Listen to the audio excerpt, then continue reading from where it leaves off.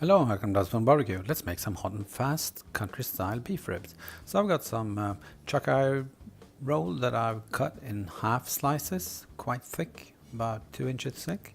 And I'm seasoning them with a little bit of Montreal steak seasoning and some It's Incredible. Seasoning one side, then putting them on the grill, which is going full speed, and then seasoning the other side.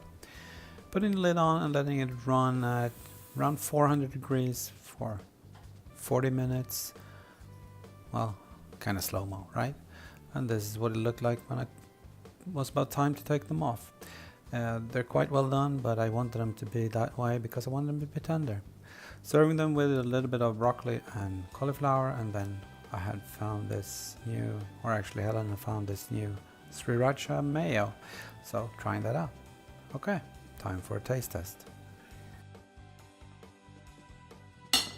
There we go, country style ribs, hot and fast on the Weber kettle. Let's try it.